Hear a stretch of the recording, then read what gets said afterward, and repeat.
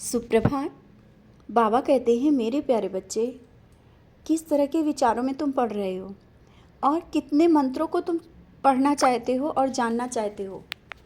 तुम ये जानना चाहते हो कि कौन सा मंत्र तुम्हारे लिए सही है और कौन सा मंत्र सही नहीं है। यहाँ तक कि दूसरों से भी बस मंत्र जानने के समय तुम्हारे जिज्ञासा जागृत हो रही है। बच्चे, तुम्हारे अंदर का जो मंत्र है उसे जानो। तुम पहले स्वयं को समझो। मंत्रों से कोई भी परेशानियां दूर नहीं हो सकती हैं। जितना तुम इन सब बातों में पढ़ रहे हो ना, उतना तुम्हें ध्यान की ज़रूरत है।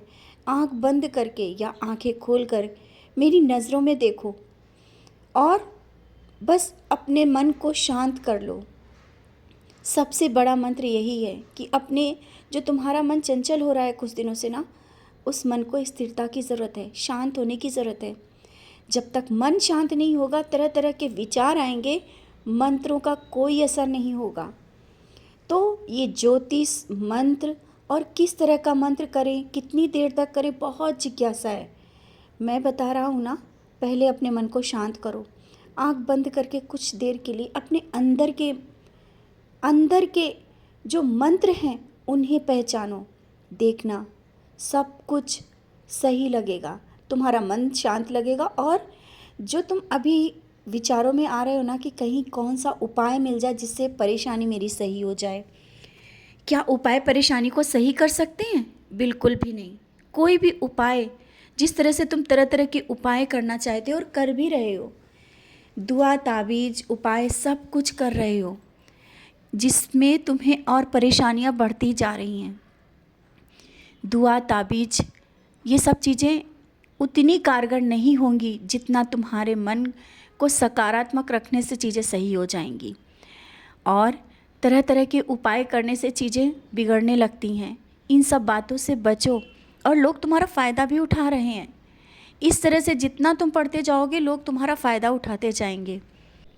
मैंने तुम्हें मंत्र दिया है ना, बहुत ही सरल मंत्र है, श्रद्धा और सबूरी। क्यों भूल जा रहे हो और क्यों तरह तरह के उपायों में पड़ रहे हो? ध्यान करो और अपने मन को शांत करो। जब तुम ध्यान करने बैठोगे, तुम्हारा मन एकाग्र हो जाएगा और बेवजह की बातों से हट जाएगा। समझ रहे हो ना? तुम मेरे बच्चे हो। क्यों इस विचारों में पड़ रहे हो कि कैसा मंत्र करें, कौन सा उपाय करें जिससे तुम्हें परेशानी जो आ रही है सही हो जाए? जो परेशानी आ रही है ना, यह तुम कह रहे हो ना तुम बहुत परेशान हो, इन परेशानियों में भी मैंने तुम्हें पकड़ा हुआ है, तुम्हें अकेला नहीं छोड़ा है और ना ही छोड़ता हूँ। तुम अकेले नहीं हो।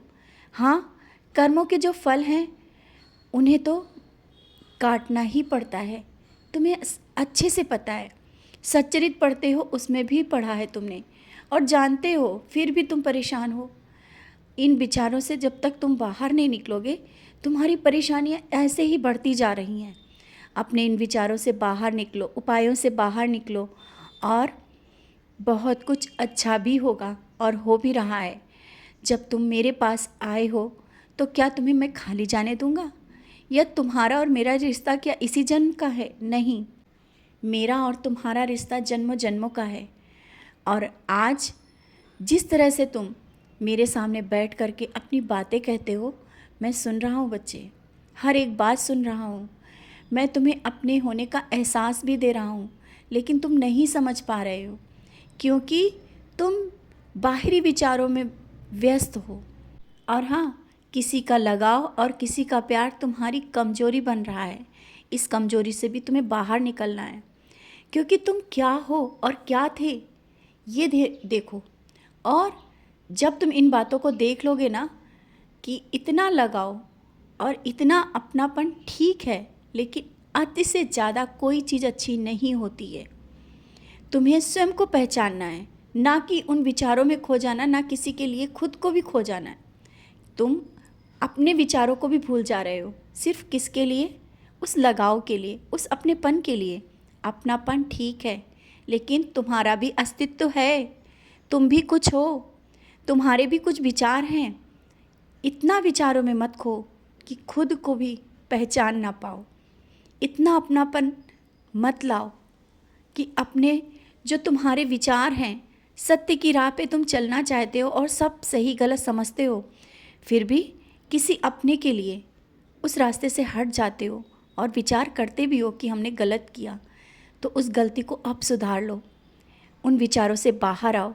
सब कुछ तुम्हारे लिए मैंने सोच के रखा है, पहले से ही सोच के रखा है और बहुत अच्छा होगा।